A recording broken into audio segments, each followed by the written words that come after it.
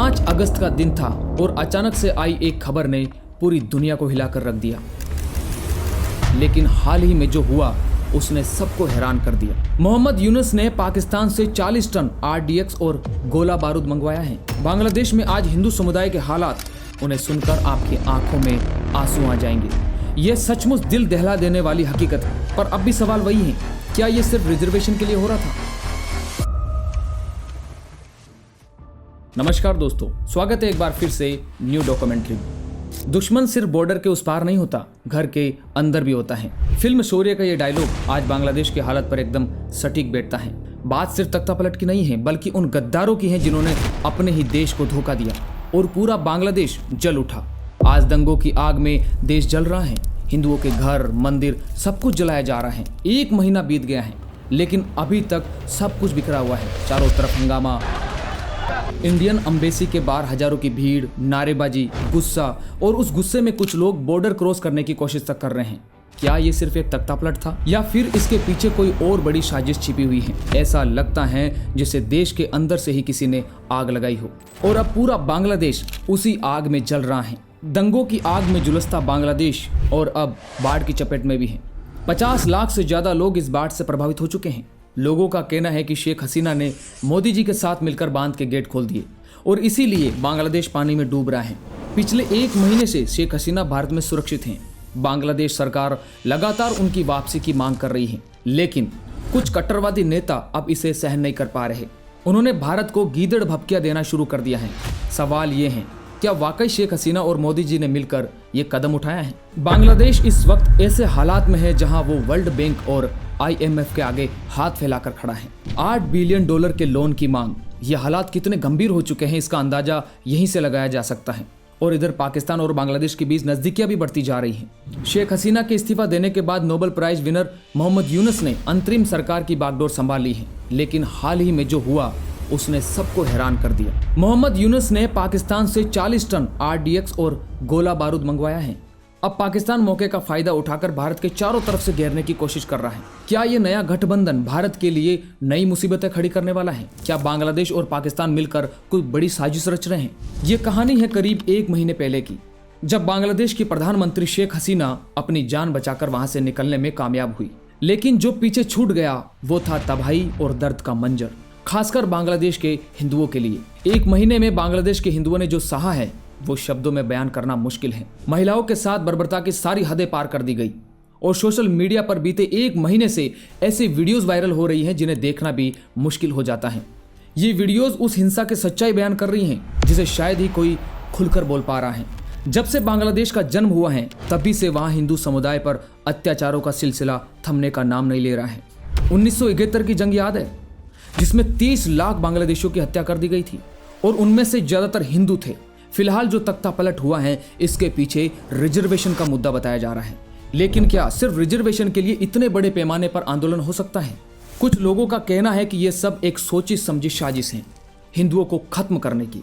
शेख हसीना ने भी कहा था कि इसके पीछे अमेरिका और अमेरिका की खुफिया एजेंसी CIA का हाथ है। लेकिन असली सवाल यह है, बांग्लादेश में यह घटनाक्रम आखिर कब और कैसे शुरू हुआ? मासूम हिंदुओं को निशाना क्यों बनाया जा रहा है? और सबसे बड़ा सवाल, इस पूरे हिंसा का भारत पर क्या असर पड़ेगा?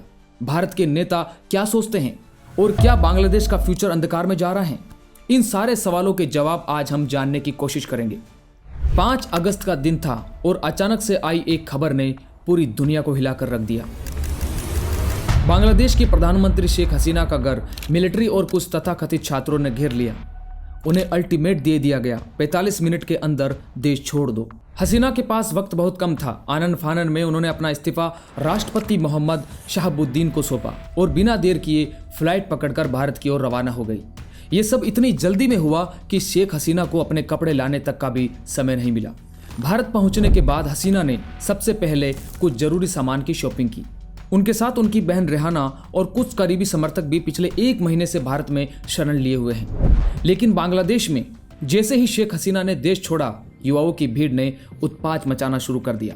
तोड़फोड़, लूटपाट और अफरा तफरी का माहौल बन गया। लोग सड़कों पर उतर आए और नारे गूंजने लगे, छी छी हसीना, शर्म करो, शर्म करो।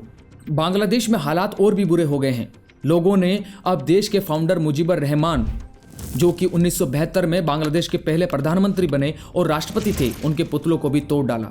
ये वो लोग हैं जो अपने राष्ट्रपिता का ही सम्मान नहीं करते। ऐसे लोगों से क्या ही उम्मीद की जा सकती है। पीएम के आवाज से महंगे सोफे, कुर्सियां, चद्दर, हसीना की साड़ियां और सूटकेस जैसी चीजें, यह सब चुरा लिया गया। ये सब की वीडियोस सोशल मीडिया पर जमकर वायरल हो रही हैं। लेकिन शर्म की सारी हदें तब पार हो गई जब आंदोलनकारियों ने 76 साल की शेख हसीना के अंडरगारमेंट्स को भी हवा में लहराना शुरू कर दिया। ये दृश्य सच में बेहूदगी की सारी सीमाएं तोड़ देता है। ऐसे में क्या बांग्लादेश में कभी शांति लौटेगी या ये स्थिरता और भी बढ़ेगी? सोचिए, एक ऐसी प्रधानमंत्री जिसने पिछले 15 सालों में लाखों लोगों को गरीबी से बाहर निकाला, देश को तरक्की की राह पर डाला, आज उसी देश के लोग उन्हीं पर गालियां बरसा रहे हैं। पिछले 15 सालों में बांग्लादेश ने ऐसी तरक्की की है कि आज उसकी पर कैपिटा इनकम भारत को कड़ी टक्कर दे रही है। लेकिन ये तरक्की एक तबके को रास नहीं आई। आज जो बांग्लादेश में हो रहा है वो सिर्फ रिजर्वेशन खत्म करने की मांग से शुरू हुआ है। बांग्लादेश की सरकारी नौकरियों में 56% रिजर्वेशन था, लेकिन इनमें से 30% रिजर्वेशन सिर्फ उनके लिए था जिनके पूर्वजों ने 1971 की जंग में आजादी के लिए लड़ाई लड़ी थी। सरकार ऐसे लोगों को फ्रीडम फाइटर्स कहती है और उनके परिवार वालों के लिए ये 30% रिजर्वेशन रखा गया था। पर असली टेंशन यहाँ से शुरू होती है, क्योंकि इन फ्रीडम फाइटर्स के परिवार वालों की संख्या सिर्फ 1% है। अब सोचिए, इतनी बड़ी आबादी के बीच सिर्फ 1% लोगों को 30% रिजर्वेशन मिल रहा है, तो बवाल तो मचना ही था। और सबसे मजेदार बात, सरकार खुद तय करती है कि आखिर किसे फ्रीडम फाइटर्स का वंशज माना जाएगा। यानी जिनके हाथ में पावर है वही इस सिस्टम को कंट्रोल कर रहे हैं। यही वजह है कि युवा नेता पिछले काफी समय से इस रिजर्वेशन को खत्म करने की मांग कर रहे हैं। लेकिन क्या सिर्फ रिजर्वेशन की वजह से बांग्लादेश में इतना बड़ा आंदोलन हो सकता है, या इसके पीछे कुछ और बड़े कारण भी छिपे हैं? देखिए, बांग्लादेश आज जिस हिंसा और आंदोलन की आग में जल रहा है, ये कोई नई बात नहीं है। 2018 में भी कुछ ऐसा ही माहौल था। तब भी देश के युवा भड़के हुए थे। उस समय हालात पर काबू पाने के लिए बांग्लादेश सरकार ने रिजर्वेशन सिस्टम को पूरी तरह खत्म कर दिया था। लेकिन अब कहानी में नया मोड़ आया। हाल ही में 5 जून को रिजर्वेशन सिस्टम को एक बार फिर से शुरू किया गया। सुप्रीम कोर्ट ने पुराने 56% रिजर्वेशन को घटाकर 7% कर दिया था और बस युवाओं का गुस्सा फूट पड़ा।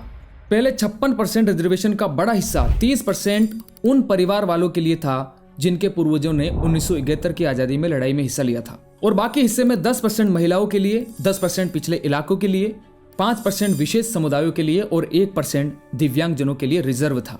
बाकी जनता के लिए सिर्फ 44% नौकरियां थी। अब कोर्ट ने इसे घटाकर 7% कर दिया, मगर इससे स्टूडेंट संतुष्ट नहीं हुए और यही वजह बनी ढाका यूनिवर्सिटी के स्टूडेंट के विरोध की, और ये आग धीरे धीरे पूरे देश में फैल गई। पर अब भी सवाल वही है, क्या ये सिर्फ रिजर्वेशन के लिए हो रहा था या इसके पीछे कुछ और वजह थी? शेख हसीना की सरकार ने 15 सालों में बांग्लादेश को जो तरक्की दिलाई वो कुछ लोगों को हजम क्यों नहीं हो रही थी? आगे की स्टोरी में हम जान रहे हैं कैसे ये प्रोटेस्ट सिर्फ एक बहाना था और इसके पीछे का असली खेल क्या था।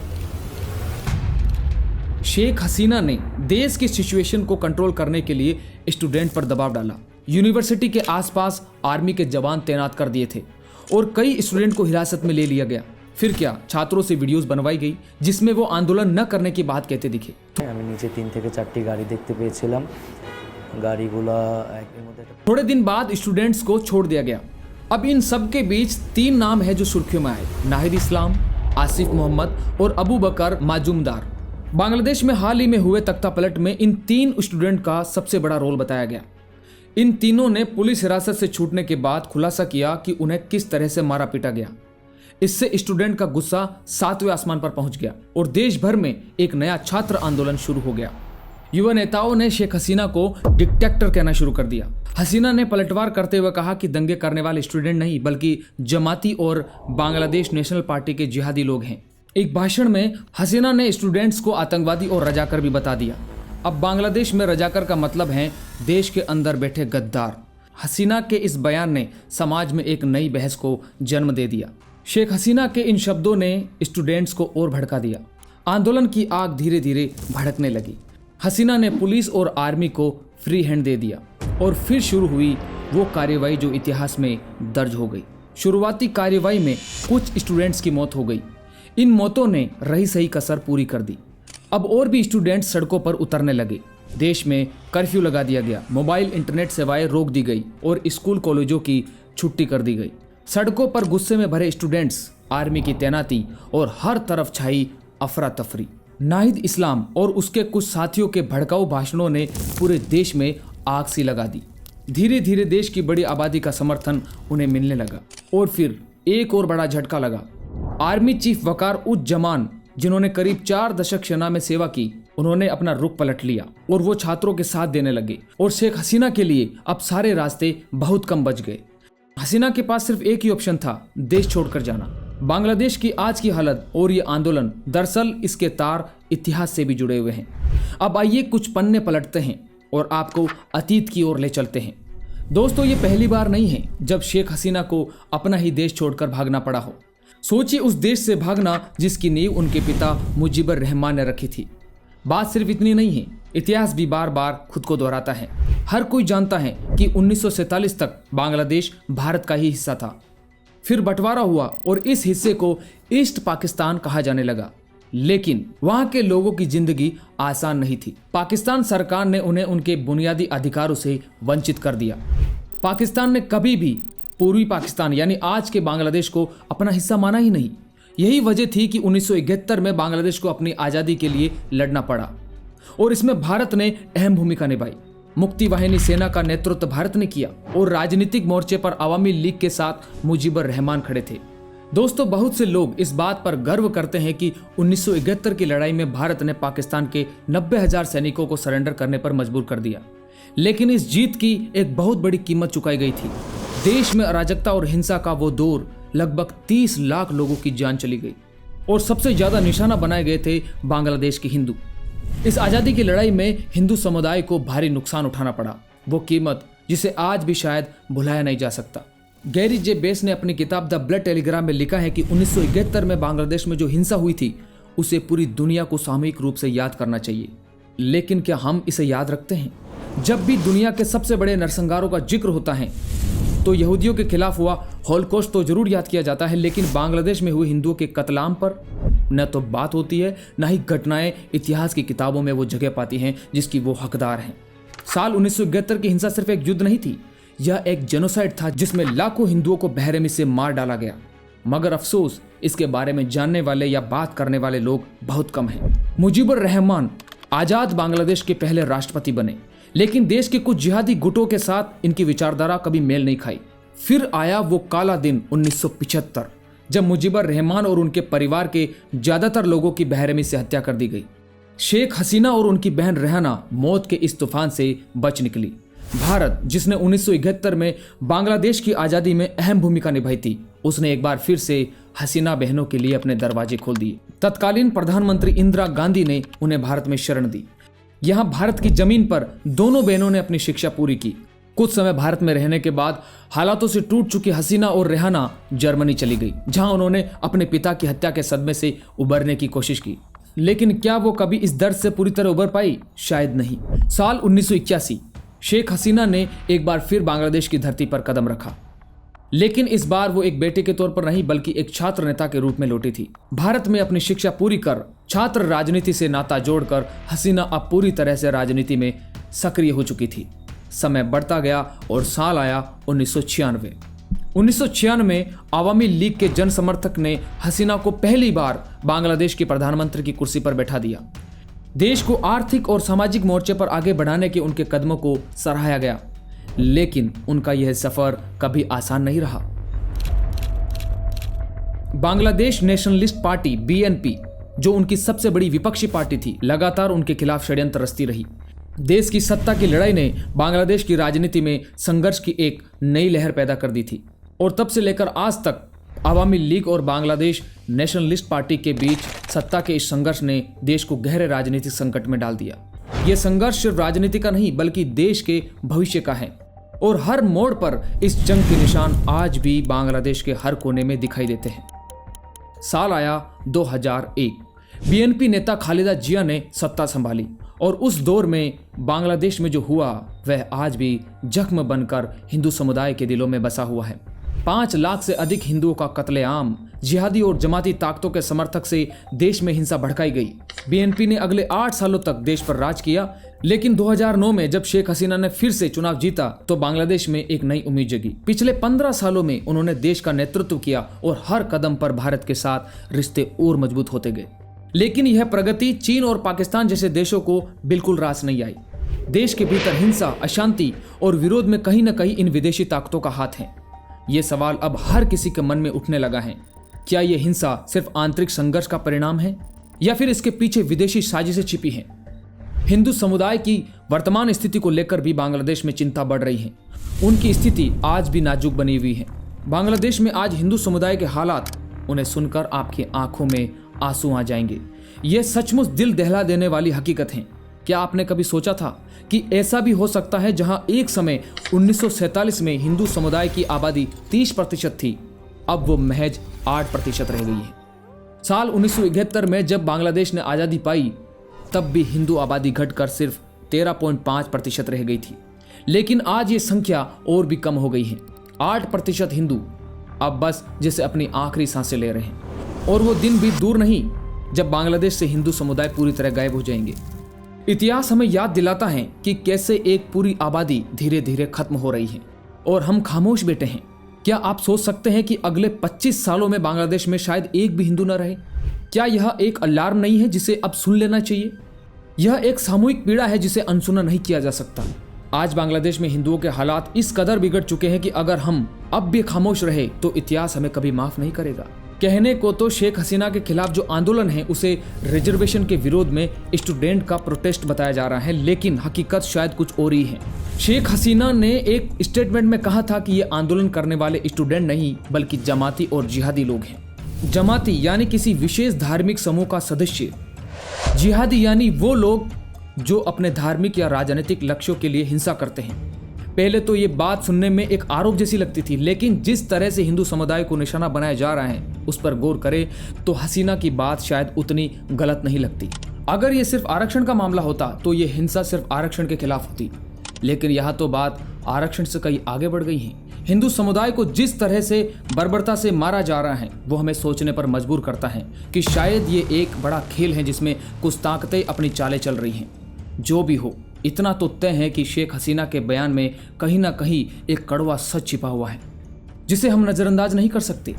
बांग्लादेश में इस वक्त जो हो रहा है वो किसी बुरे सपने से कम नहीं है। करीब 1 करोड़ 30 लाख हिंदू आज खौफ के साये में जी रहे हैं। 1 महीने से ज़्यादा हो गया है, लेकिन हालात में कोई सुधार नहीं आया। अब भी हिंदू घरों को आग के हवाले किया जा रहा है, दुकानों में लूटपाट हो रही हैं और मंदिरों पर हमला हो रहा है। मंदिरों में रखी देवी देवताओं की मूर्तियाँ तोड़ी जा रही हैं, मानो हिंदू धर्म की आत्मा को चोट पहुंचाई जा रही हो। ऐसा लगता है कि शेख हसीना एक मजबूत दीवार की तरह जिहादी तत्वों और हिंदू समुदाय के बीच खड़ी थी और अब उनके हटने से जिहादियों को मानो खुली छूट मिल गई है। ये सिर्फ इमारतें नहीं हैं जो जल रही हैं, ये सिर्फ मूर्तियां नहीं है जो तोड़ी जा रही हैं, ये एक पूरी संस्कृति, एक पूरी पहचान है जिसे मिटाने की कोशिश की जा रही है। क्या दुनिया इस आग के लपटों को देख रही है? क्या कोई आगे आएगा इस तबाही को रोकने के लिए, या फिर ये सिर्फ एक और अध्याय बनकर इतिहास के पन्नों में दफन हो जाएगा? बांग्लादेश में हिंदू समुदाय पर हो रहे अत्याचारों की कहानियां दिल दहला देने वाली हैं। अब तक कई हिंदू अपनी जान गंवा चुके हैं और महिलाओं के खिलाफ जो बर्बरता हो रही है उसकी कल्पना करना भी मुश्किल है। जिहादी ताकतें मासूम बच्चियों तक को अपनी हवस का शिकार बना रही हैं। धर्म परिवर्तन का सिलसिला तेजी से चल रहा है। हिंदुओं को जबरन इस्लाम कबूल करने पर मजबूर किया जा रहा है। सोशल मीडिया पर जो वीडियो सामने आ रही हैं वो और भी ज़्यादा खौफनाक हैं।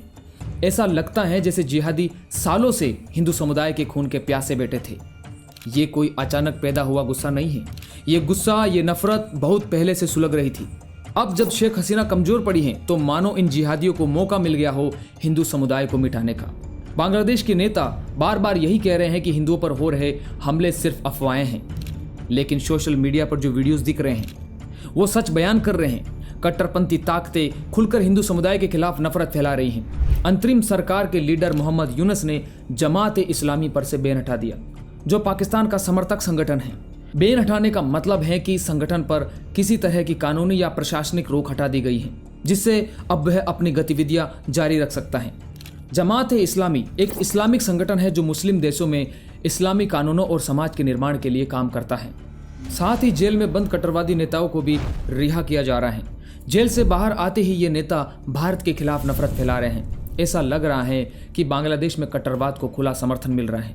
सोचने वाली बात यह है, क्या हिंदुओं की सुरक्षा अब किसी की चिंता नहीं है? क्या इन संगठनों को इसलिए फिर से बढ़ावा दिया जा रहा है दोस्तों, जब बांग्लादेश आजाद हुआ था तब इसे एक सेकुलर राष्ट्र घोषित किया गया था, लेकिन मुजीबर रहमान की हत्या के बाद जब जियाउर रहमान ने सत्ता संभाली तो उन्होंने संविधान में बदलाव कर बांग्लादेश को एक इस्लामिक राष्ट्र बना दिया। हालांकि 2011 में संविधान में फिर से सेकुलर राष्ट्र का दर्जा वापस मिला, लेकिन आज भी देश का नेशनल धर्म इस्लाम ही है। अब बात करते हैं उन भयानक घटनाओं की जो देश के विभिन्न हिस्सों में हिंदुओं के खिलाफ हो रही हैं। बांग्लादेश में हिंदुओं पर अत्याचार की घटनाएं लगातार बढ़ रही हैं। फेमस हिंदू सिंगर राहुल आनंद के घर आग लगा दी गई। मृणाल कांति चटर्जी टीचर को इस्लामिक जिहादियों ने बेरहमी से मार डाला। फेनी में दुर्गा मंदिर पर हमला कर उसे तोड़ दिया गया। यहां तक कि शमशान घाट पर भी जिहादियों ने कब्जा कर लिया। पार्वतीपुर में मां काली के मंदिर को निशाना बनाया गया और 5 अन्य मंदिरों में भी तोड़फोड़ की गई। इस्कॉन मंदिर को जिहादियों ने बर्बाद कर दिया और सितारगंज में भी हिंदू मंदिर तोड़े गए। चटगांव में तो शनि मंदिर को आग के हवाले कर दिया गया। इस तरह की घटनाएं बांग्लादेश के अलग अलग हिस्सों में लगातार सामने आ रही हैं। बांग्लादेश में हिंदू मंदिरों पर हमले कोई नई बात नहीं है। हर साल दुर्गा पूजा के दौरान भी ऐसी घटनाएं सामने आती हैं। कुछ कहते हैं कि यह सब मीडिया का बनाया हुआ है, लेकिन जो आंखें देख रही हैं वो सच को कैसे झुठला सकती हैं? मंदिरों पर हमले, माँ दुर्गा के पंडालों पर आग के शोले और पत्थर, क्या यह महज अफवाह है? जो खुलेआम सड़कों पर हिंदू महिलाओं पर हमला कर रहे हैं, उनके चेहरे, उनकी नीयत क्या झूठी हो सकती है? हर साल दुर्गा पूजा के दौरान यही दृश्य जैसे यह कोई न रुकने वाली लहर हो। और अब यह लहर सिर्फ पंडालों तक नहीं रुकी। सोशल मीडिया पर वायरल हो रहे वीडियोस, महिलाओं की चीखें और मदद की पुकारें, यह नफरत, यह हिंसा अब हर घर तक पहुंच चुकी है। क्या अब कोई सुरक्षित है? क्या कोई उनकी मदद के लिए खड़ा होगा? बांग्लादेश के हिंदू अपने घरों को छोड़कर जान बचाने के लिए भारत की ओर भाग रहे हैं। बॉर्डर पर सुरक्षा कड़ी कर दी गई है, पर कई लोग अब भी गैरकानूनी तरीके से इस सीमा को पार करने की कोशिश कर रहे हैं। बॉर्डर पर जमा हजारों हिंदू जो सिर्फ एक सुरक्षित आश्रय की तलाश में हैं, अपनी आखिरी उम्मीद भारत में देख रहे हैं। भारत के दूतावास के बाहर हर दिन हजारों लोगों की भीड़, हाथों में वीजा की दरख्वास्त, आंखों में डर और असुरक्षा। उनके लिए भारत ही वह एकमात्र जगह है जहां उन्हें शांति और सुरक्षा की आशा है। अब सिर्फ आम लोग ही नहीं, बांग्लादेश के अवामी लीग के नेता और हिंदू लीडर्स भी देश छोड़ने पर मजबूर हो चुके थे। कुछ ने शेख हसीना के साथ मिलकर भारत का रुख किया, तो कुछ ने सऊदी अरब, यूएई, लंदन और कतर जैसे देशों की ओर पलायन किया है। जो न भाग सके उनमें से कई नेताओं को हिरासत में ले लिया गया या फिर बेरहमी से उनकी हत्या कर दी गई। दुनिया भर से आवाजें उठ रही हैं। कहने वाले कहते हैं कि बांग्लादेश के हिंदुओं की रक्षा करना भारत की जिम्मेदारी है। आखिरकार भारत ही दुनिया में सबसे बड़ा हिंदू बहुल देश है। क्या अपने भाई बहनों की रक्षा का भार अब भारत के कंधों पर नहीं आ गया है? लेकिन अब तक भारत ने कोई बड़ा कदम नहीं उठाया। कुछ इंतजार में है, कुछ आशंकित। अगर हालात और बिगड़े तो क्या भारत सीमा पार कार्रवाई करने के लिए मजबूर होगा? क्या यह समय आ गया है कि भारत कड़े कदम उठाए? हर तरफ दहशत में जीते लोग, दूसरी ओर एक मुल्क जो अपने अस्तित्व की लड़ाई लड़ रहा है। भारत के लिए यह सिर्फ एक सीमा विवाद नहीं, ये सवाल है उसके अपने लोगों की सुरक्षा का। फैसला अब भारत को लेना है। क्या वह बांग्लादेश में हो रही हिंसा को देखते हुए अपने हाथ पर हाथ रखे रहेगा या फिर अपने लोगों की सुरक्षा के लिए ठोस कदम उठाएगा? बांग्लादेश में जारी हिंसा का असर अब सीमाओं के पार भारत पर भी पड़ने लगा है। भारत के लिए यह एक गंभीर चुनौती बनती जा रही है। लाखों हिंदू शरणार्थियों को देश में जगह देना सरकार के लिए आसान नहीं होगा। फॉरेन मिनिस्टर एस जयशंकर का साफ कहना है, भारत हर स्थिति से निपटने के लिए पूरी तरह तैयार है। लेकिन क्या ये तैयारियां पर्याप्त होगी? बांग्लादेश के बिगड़ते हालातों का सबसे बड़ा असर भारत के नॉर्थ ईस्ट राज्यों में दिखाई देगा। त्रिपुरा, असम, बंगाल, मेघालय और मिजोरम में हालात गंभीर होने की आशंका बढ़ती जा रही है, क्योंकि वहां जनसांख्यिकी और राजनीतिक अस्थिरता पहले से ही नाजुक है। खतरा सिर्फ बाहरी नहीं, अंदर से भी है। वामपंथी ताकतें और देश विरोधी गुट इस मौके का फायदा उठा सकते हैं। यह वह गुट हैं जो नॉर्थ ईस्ट के राज्यों को भारत से अलग करने की मांग करते हैं। अब सवाल यह है कि भारत इन चुनौतियों से कैसे निपटेगा। बांग्लादेश में जारी संकट पर भारत की हर राजनीतिक पार्टी ने अपनी गहरी चिंता जताई है। यहाँ तक कि ममता बनर्जी, जिनके सुर हमेशा से अलग होते हैं, उनकी आवाज भी इस बार बदली हुई सुनाई दी। বাংলায় কোনো জোট নেই, কিন্তু ইন্ডিয়ায় যে জোটটা ওটা আমি তৈরি করেছিলাম, ওই জোটটা দিয়ে আমরা সরকার তৈরি করব, আমরা জোটে থাকবো, জোটে আছি আমরা। उन्होंने सभी समुदायों से शांति बनाए रखने की अपील की, लोगों को हिंसा से दूर रहने और कानून को हाथ में न लेने की सलाह दी। यह संदेश उस समय आया जब बांग्लादेश में तनाव चरम पर है। मुस्लिम धर्म गुरुओं ने भी हिंदू समुदाय के खिलाफ हो रही हिंसा को न केवल गलत बताया, बल्कि इसे इस्लाम के सिद्धांतों के खिलाफ करार दिया। एक बार फिर आवाज उठी जो इस अराजकता में मानवता को बचाने का प्रयास कर रही थी। भारत के प्रधानमंत्री नरेंद्र मोदी ने बांग्लादेश के नए प्रधानमंत्री मोहम्मद यूनुस को बधाई दी थी और उनसे जल्द से जल्द देश में जारी हिंसा पर नियंत्रण पाने की अपील की थी। पर स्थिति इतनी आसान नहीं है। वही बांग्लादेश के कुछ नेताओं ने तो भारत को धमकाने की कोशिश की है। बांग्लादेश के SC बार एसोसिएशन ने भारत से शेख हसीना को गिरफ्तार करने की मांग कर डाली। एक और भारत शांति का संदेश दे रहा है और दूसरी ओर बांग्लादेश के कुछ नेता भारत पर ही सवाल उठा रहे हैं। यह संकट और गहरा सकता है। भारत के पूर्व मंत्री और लेखक सलमान खुर्शीद ने एक चेतावनी दी थी। अगर भारत ने इन घटनाओं पर ध्यान नहीं दिया तो बांग्लादेश जैसी स्थिति भारत में भी पैदा हो सकती है। उनका यह बयान बहुतों को विवादास्पद लगा, लेकिन अगर हम गौर करें तो यह चेतावनी आने वाले समय में सच साबित हो सकती है। हमारे देश के भीतर छिपे कुछ देश विरोधी तत्व जो इस स्थिति का फायदा उठाने के इंतजार में हैं, जल्द ही देश को अस्थिर करने की कोशिश कर सकते हैं। इसी संदर्भ में ओवैसी की पार्टी के कुछ नेताओं के बयान भी सामने आए हैं, जो खुलेआम ये कह रहे हैं कि बांग्लादेश में हिंदुओं के खिलाफ हो रही हिंसा से उन्हें कोई फर्क नहीं पड़ता। यह बयान उस विभाजनकारी मानसिकता को उजागर करता है जो देश की एकता और अखंडता के लिए एक बड़ा खतरा बन सकती है। भारत के सामने अब सिर्फ बाहरी नहीं बल्कि अंदरूनी संकट भी खड़ा हो रहा है। क्या हम इस चेतावनी को अनदेखा कर सकते हैं? खुर्शीद की यह बात जो एक समय में विवादास्पद मानी गई थी, अब शायद बहुत जल्द सच्चाई का रूप ले सकती है। यह सवाल अब हर भारतीय के मन में उठ रहा है। क्या हम इस खतरे से निपटने के लिए तैयार हैं? देश में शांति और एकता बनाए रखना अब पहले से कहीं अधिक महत्वपूर्ण हो गया है। क्या भारत इन चुनौतियों का सामना करेगा या फिर हम भी बांग्लादेश जैसी स्थितियों की ओर बढ़ रहे हैं? गाजा पट्टी में इजराइल के हमलों पर आंसू बहाने वाले नेता बांग्लादेश में हिंदुओं के खिलाफ हो रही हिंसा पर पूरी तरह चुप हैं। राहुल गांधी ने बांग्लादेश के नए प्रधानमंत्री को बधाई दी, लेकिन हिंदुओं पर हो रही बर्बरता और महिलाओं के खिलाफ हिंसा पर कुछ भी नहीं कहा। शशि थरूर और अखिलेश यादव का भी कुछ ऐसा ही हाल रहा। ऐसा लगता है कि इन नेताओं के लिए हिंदुओं के जीवन से अधिक कीमती उनका वोट बैंक है, क्योंकि अगर उन्होंने हिंदू समुदाय के समर्थन में कुछ कहा तो उन्हें डर है कि उनके वोटर नाराज हो जाएंगे। हिंदू समुदाय की जान माल पर मंडराते इस संकट पर नेताओं की चुप्पी ने कई सवाल खड़े कर दिए हैं। क्या राजनीति इतनी गिर चुकी है कि मानवता की जगह वोट बैंक ने ले ली है?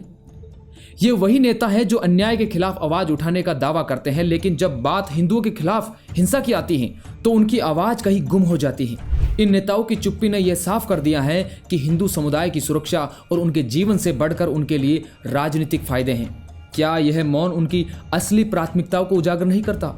सवाल उठता है। कहा जा रहा है अगर बांग्लादेश के हालात जल्द सामान्य नहीं हुए तो यह देश भी दूसरे पाकिस्तान की राह पर चल पड़ेगा, या फिर इसकी स्थिति म्यांमार, अफगानिस्तान, मालदीव्स और इंडोनेशिया जैसी हो सकती है। वो देश जहां कभी हिंदू समुदाय की बड़ी आबादी हुआ करती थी, लेकिन आज कट्टरपंथी विचारधारा ने उन्हें अपने अधीन कर लिया। इन देशों में एक समय पर हिंदू समाज समृद्ध और सुरक्षित था, लेकिन आज हिंदुओं का वहां से लगभग पूरी तरह सफाया हो चुका है। कट्टरपंथी ताकतों ने धर्म और राजनीति को हथियार बनाकर एक समुदाय को हाशिए पर धकेल दिया। आज बांग्लादेश भी उसी दिशा में बढ़ता दिख रहा है, क्योंकि अगर यही हालात बने रहे तो हिंदुओं के लिए वहां जीना मुश्किल ही नहीं असंभव हो जाएगा। इतिहास ने हमें यह सिखाया है कि जब जब कट्टरता का बोलबाला हो तो अल्पसंख्यकों के लिए वहां कोई जगह नहीं बचती। आज बांग्लादेश भी उसी अंधकार भविष्य की ओर बढ़ता दिख रहा है जहां से वापसी संभव नहीं। बांग्लादेश में चल रही राजनीतिक उथल-पुथल का असर सिर्फ सामाजिक नहीं बल्कि भारत की अर्थव्यवस्था पर भी पड़ने वाला है। भारत और बांग्लादेश के बीच हर साल बड़े पैमाने पर अंतर्राष्ट्रीय व्यापार होता है। दोनों देश एक दूसरे के महत्वपूर्ण ट्रेडिंग पार्टनर हैं। लगभग $16 बिलियन का द्विपक्षीय व्यापार जो दोनों देशों की अर्थव्यवस्था के लिए बेहद अहम है। बांग्लादेश ने खुद को टेक्सटाइल किंग के रूप में स्थापित किया है। चीन के बाद दुनिया में सबसे ज्यादा कपड़े आज बांग्लादेश की फैक्ट्रियों से निकल रहे हैं। इससे न सिर्फ बांग्लादेश को फायदा हो रहा है बल्कि भारत भी इसका एक बड़ा लाभार्थी है। बांग्लादेश अपनी टेक्सटाइल इंडस्ट्री के लिए सबसे ज्यादा कॉटन भारत से ही खरीदता है, लेकिन अगर बांग्लादेश में स्थिरता बनी रहती है तो इस व्यापार पर गहरा असर पड़ सकता है। भारत की कॉटन इंडस्ट्री पर दबाव बढ़ेगा और साथ ही टेक्सटाइल से जुड़े हजारों नौकरियां पर भी संकट मंडराएगा। दोनों देशों के बीच यह व्यापारिक संबंध सिर्फ एक आर्थिक लेन देन नहीं है, ये दोनों देशों की विकास यात्रा का हिस्सा है। लेकिन इस उथल पुथल ने भारत की अर्थव्यवस्था के लिए एक बड़ा खतरा खड़ा कर दिया है। 1 महीने से ज्यादा वक्त बीत चुका है, लेकिन बांग्लादेश में हालात अब भी सामान्य नहीं हुए हैं। प्रधानमंत्री शेख हसीना का दावा है कि इस अस्थिरता के पीछे अमेरिका और CIA का हाथ है। शेख हसीना ने देश छोड़ने से पहले कहा था कि कोई वेस्टर्न कंट्री बांग्लादेश के आइलैंड पर अपना मिलिट्री बेस स्थापित करना चाहती है। उस समय उन्होंने किसी देश का नाम नहीं लिया, लेकिन बाद में एक भाषण में शेख हसीना ने सीधे तौर पर अमेरिका पर निशाना साधा। उनके आरोपों ने अंतर्राष्ट्रीय राजनीति में हलचल मचा दी। क्या वाकई अमेरिका और CIA बांग्लादेश में इस उथल पुथल के पीछे हो सकते हैं? क्या यह किसी बड़े खेल का हिस्सा है? प्रधानमंत्री शेख हसीना का कहना है कि अमेरिका बांग्लादेश के आसपास के इलाकों में अपना दबदबा कायम करना चाहता है। अमेरिका ने बांग्लादेश के एक आइलैंड सेंट मार्टिन पर अपना मिलिट्री बेस बनाने की पेशकश की थी, लेकिन हसीना ने इस प्रस्ताव को सीधे तौर पर ठुकरा दिया। हसीना का आरोप है कि अमेरिका बे ऑफ बंगाल पर कब्जा जमाने की कोशिश कर रहा है और उनके रहते अमेरिका अपने नापाक मंसूबों में सफल नहीं हो पा रहा था। इसलिए उन्होंने बांग्लादेश में कट्टरपंथियों और जिहादी तत्वों को भड़काना शुरू कर दिया। यह आरोप, जो अंतर्राष्ट्रीय राजनीति के खेल को उजागर करता है, अब बांग्लादेश की स्थिरता का एक प्रमुख कारण माना जा रहा है। शेख हसीना के आरोप ने बांग्लादेश के संकट को एक नई दिशा में मोड़ दिया है। यह सवाल अब दुनिया के सामने है, सच्चाई क्या है? क्या अमेरिका और CIA का बांग्लादेश में यह दावा सिर्फ एक अफवाह है, या फिर वास्तव में बांग्लादेश की स्थिरता के पीछे गहरी साजिश छिपी हुई है? अगर अमेरिका बांग्लादेश में अपना प्रभाव बढ़ाने में सफल हो जाता तो यह चीन के लिए बड़ी चिंता का कारण बन सकता था। चीन और अमेरिका के बीच हमेशा से तनाव रहा है और बांग्लादेश में चीन का भी खास प्रभाव है। चीन बांग्लादेश के करीब अपनी गतिविधियां बढ़ाने के लिए म्यांमार का सहारा ले रहा है। म्यांमार और चीन के बीच गहरे संबंध हैं और चीन ने म्यांमार को अपनी डेप्ट ट्रैप पॉलिसी में फंसाया हुआ है।